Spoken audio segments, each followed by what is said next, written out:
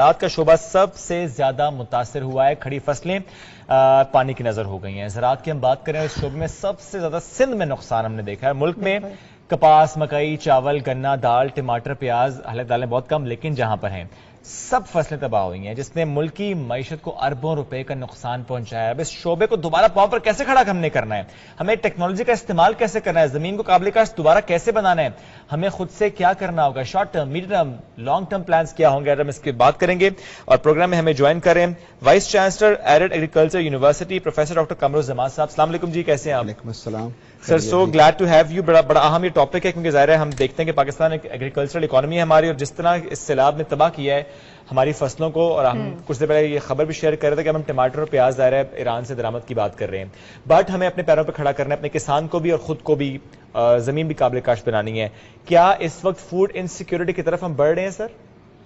جی، جیسا کہ آپ نے انٹرو میں بتایا کہ یہ دیکھیں بہت بڑا ایک جو نقصان ہوا، جو اموات بھی ہوئی اور ملینز پیپل جو ہیں ڈسلوکیٹ ہوئے، اور ظاہری بات ہے کہ سب سے زیادہ جو ہے وہ ایگریکلچر کے شعبے کو نقصان ہوا.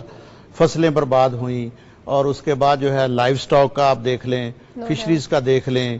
تو یہ جو نقصان ہوا، یہ کلائمیٹ چینج جو آئے دن دیکھتے ہیں سنتے بھی ہیں، تو یہ مارچ اور اپریل میں اگر دیکھیں تو وہ ایک ہیٹ ویو آئی تھی جس نے اس وقت بھی مکئی کی فصل تھی یا فروٹ کراپ تھی، گندم تھی، اس کو امپیکٹ کیا. اسی کا نتیجہ ہوا کہ ٹیمپریچر جب رائز ہوا، سائل کا وہ سٹرکچر بھی چینج ہوا، تو وہ اس کی وجہ سے ویپوریشن ہوئی، بارشیں زیادہ ہوئیں، اور ایک دن میں بلوچستان میں 24 گھنٹے میں 700 ملی میٹر جو کہ کبھی ہوئی نہیں، انپریسیڈنٹڈ وہ بارش ہوئی. اور وہ اس کے لیے اب ہماری جو آپ دیکھ رہے ہیں کہ پاک فوج اور ان کے ادارے اور پی ڈی ایم اے، این ڈی ایم اے اور اس کے علاوہ جو ہے گورنمنٹ کے شعبے وہ کام کر رہے. لیکن فوری طور پہ جو اب آپ دیکھ رہے ہیں کہ وہ جو سبزیاں ہیں وہ ان کا مسئلہ بھی آیا، اور گندم کا بہت زیادہ آئے گا چونکہ ربی سیزن ابھی سر پہ ہے، تو سندھ میں کاشت جلدی شروع ہو جاتی. تو بلوچستان سندھ کا علاقہ، راجن پور، ڈی جی خان کا زیادہ افیکٹ ہوا، بہت زیادہ. تو ایک تو فوری طور پہ جو ہے وہ ہمیں ٹیکنالوجی کا استعمال کرتے ہوئے ریموٹ سینسنگ ہے، جی آئی ایس ہے جو کہ کچھ اداروں نے شروع کیا، یونیورسٹیز بھی ان میں رول ادا. سر سوری ٹو انٹرپٹ، لیکن یہ ریموٹ سینسنگ کیا ہوتی ہے؟ اس سے کس طرح؟ ہاں، یہ ریموٹ سینسنگ جو ہے یہ سیٹلائٹ سے جو امیجری لی جاتی ہے، یہ کچھ ڈیٹا جو ہے وہ آن لائن اویلیبل ہوتا، تو اس سے ہم جی آئی ایس ایک جیوگرافیکل انفارمیشن سسٹم کے ذریعے جو لاس ہوا ہے وہ اسیس کر سکتے ہیں. اور جب لاس اسیس ہو جائے فوری طور پہ تو پھر اس کو ہم نے بحال کیسے کرنا. تو کچھ علاقے جو ہیں وہ وہاں تو وہ ڈرینیج کا اتنا پرابلم نہیں ہے، وہاں پہ ہمیں فوری طور پہ ایگریکلچر مشینری پرووائڈ کرنی ہوگی، سیڈ پرووائڈ کرنا ہوگا، کیونکہ یہ اکتوبر میں جو ہے وہ کاشت شروع ہو جائے گی گندم کی اور ربی کراپس باقی جو ہیں اور ویجیٹیبلز بھی. یہاں پہ نہیں ہے، وہاں پہ وہ شارٹ ڈیوریشن کی بعد میں کراپس لگانی پڑیں گی. تو اس کے لیے ایگریکلچر مشینری کا اچھا بیج فراہم کرنا، کھادوں کا بندوبست کرنا، کیونکہ لوگوں کے پاس تو اب گھر بھی نہیں ہے، تو گورنمنٹ جو ہے وہ اس طرح سے وہ سبسیڈائز کرے سب کو، جو کہ پروگرام بن رہے ہیں. پرائم منسٹر نے بھی ایک ٹاسک فورس بنائی ہے، اس کا میں بھی ممبر ہوں. تو ادارے اپنے طور پہ لگے ہوئے ہیں. ایرڈ ایگریکلچر یونیورسٹی کے پاس یہ ٹیکنالوجیز ہیں، ایکسپرٹ ہیں، یہ بھی اپنا رول ادا کرے گی. اور پھر یہ جو ہے یونیورسٹیاں جو ہیں اور ایرڈ ایگریکلچر یونیورسٹی نے اپنے طور پہ کچھ ہینڈ سم اماؤنٹ بھی جمع کی ہے جو ذمہ کو وہاں پر کچھ چیزیں پہنچائی جائیں گی. Task force for this particular issue, task force agriculture کی آلریڈی جو پہلے بنائی تھی پرائم منسٹر صاحب نے، وہ ربی کراپس کے لیے تھی کہ شارٹ ٹرم ہمیں کوئی، لیکن اب جو ہے یہ اس سے یہ مسئلہ اسیس بھی کرے گی کہ کتنا نقصان ہوا ہے اور کیسے اس کو. اچھا سر، آپ کی موجودگی کا فائدہ اٹھاتے ہوئے سنس آف ممبر بھی ہیں، تو ابھی جو نقصانات کا تخمینہ لگا ہے اس کے بعد پیاز اور ٹماٹر کے لیے تو ہم نے آئیڈینٹیفائی کر لیا کہ ہم ایران سے امپورٹ کریں گے اور ڈیوٹیز ختم کر دیں گے. گندم ایک ہماری بڑی ضرورت جس کی کنزمپشن بہت زیادہ ہے، فصل ہماری تباہ ہو گئی، اب اکتوبر میں لگے گی تو ظاہر ہے اس کو فروٹفل ہونے میں وقت لگے گا.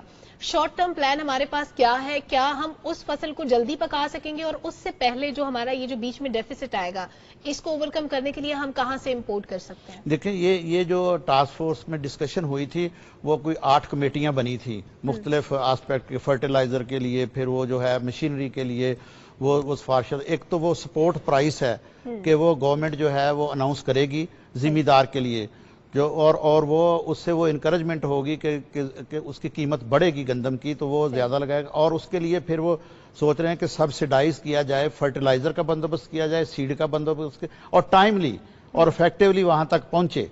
तो दूसरा जो एग्रीकल्चर मशीनरी का है, क्योंकि ड्यूरेशन बड़ा शॉर्ट होगा उन इलाकों में, खसूसी तौर पे जहां पे वो ड्रेनेज का इंतजाम भी करना है और मशीनरी पहुंचा के वो सोइंग की जाए।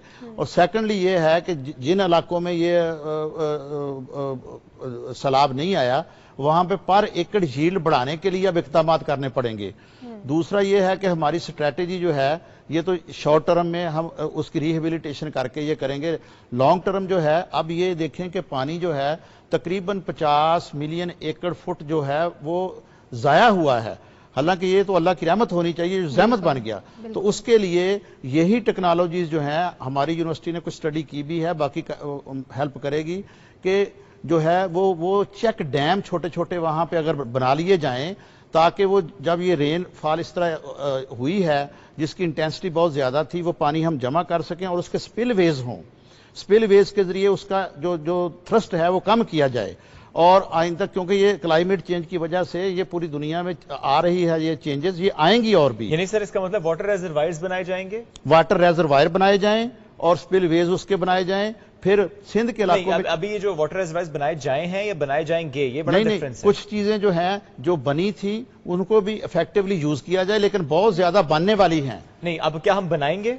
अब क्या ये सजेशन की तरफ है या ये अमली तौर पे होगा? नहीं, ये मेरी सजेशन है। सजेशन है, ये मेरी सजेशन है कि हमें इसकी तरफ, क्योंकि लॉन्ग टर्म प्लान करना पड़ेगा। ये मीडियम सर, ये सजेशन है ना, ज़्यादा सजेशन सर नॉर्मली दी जाती हैं, बड़ी अच्छी सजेशन आती हैं, हम तो देखते हैं कि इम्प्लीमेंटेशन होना चाहिए। इम्प्लीमेंटेशन। अब चूंकि सर हम बात करें, आपने बड़ा अच्छा कह दिया कि जरा टास्क फोर्स की बात भी आपने कर दी, आपने वीट की मिनिमम सपोर्ट प्राइस की बात भी आपने कर दी। अब लेकिन मसला ये, जैसा सलमा ने भी कहा कि हम टमाटर और प्याज तो ईरान से ले लेंगे, चावल हम एक्सपोर्ट करते हैं ऑलरेडी, हमारे पास तो अपना होता है, अभी भी आई थिंक एक्सपोर्ट हम कम कर पाएंगे, लेकिन हमारे पास चावल जरूरत पूरी हो जाएगी। लेकिन क्या वीट, इसकी हम ये बात कर सकते हैं इस वक्त कि हमारे पास इस वक्त रिजर्व्स में कितनी है? ये जो वीट का है, ये गवर्नमेंट जो उस वक्त डिस्कशन हुई है कि उनका ऑलरेडी प्लान है कि रिजर्व में जितने लाख टन उनका तखमीना है वो लाजमी होगी और उसको यकीनी बनाया जाएगा। वो होगी, उसके लिए हमें इंपोर्ट तो नहीं करनी पड़ेगी? इंपोर्ट करनी पड़ेगी, इंपोर्ट करनी पड़ेगी। ये शॉर्ट जो पीरियड दरमियान में है।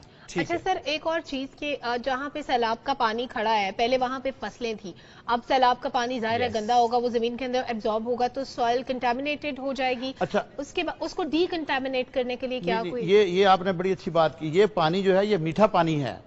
ये इसके जहाँ पे नुकसानात हैं, फवायद भी हैं। तो ये यहाँ पे पानी जो है जब ये पर्कुलेट करेगा, जो यहाँ पे साल्टिश वाटर है वो भी ठीक हो जाएगा, इसके फायदे भी हैं। इस फ्लड वाटर की वजह से जमीन अब काबिल काश्त होगी, जो कि पहले काबिल काश्त नहीं थी। और आप देखेंगे कि इस दफा तो क्राइसिस आया, ये शॉर्ट टर्म के लिए इंतजाम कर, लेकिन नेक्स्ट ईयर जैसे बोलते हैं ना, ये बम्पर क्रॉप होगी वहां पे। फर्टिलिटी बढ़ेगी। इवन इन बलोचिस्तान जहां पे भी ये पानी गया है।